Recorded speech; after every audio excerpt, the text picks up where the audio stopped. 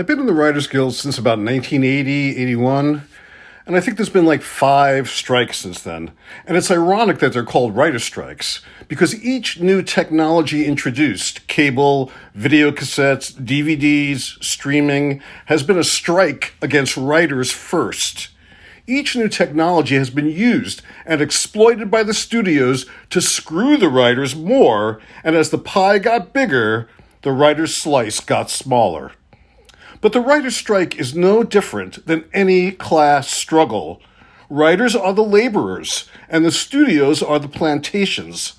Let's be honest, writers might create things that might elicit billions of dollars, of which they will get virtually none.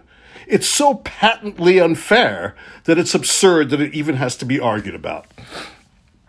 It's a lot like Paul Scrader's great movie Blue Collar. The studios, like the auto companies, will try to turn the actors and directors and other unions against the writers, and then against each other until there is nothing left to protect anyone. Don't fall for this. If the writers are under threat, so is every employee of the studio system. And after the studios crush all rebellions, it will then be time for the next new technology to fuck writers over. AI. You can be sure a plan is in the works to replace human writers with AI, rendering writers irrelevant. If you don't think there are executives talking about AI right now, or even experimenting with it, you're not looking at the big picture.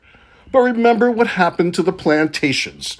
Remember what happened to the studio system in the 60s.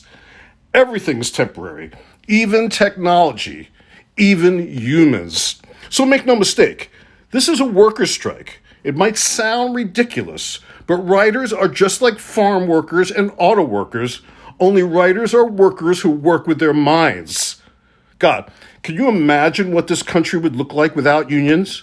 We'd all be fucked. Remember, slaves didn't have unions.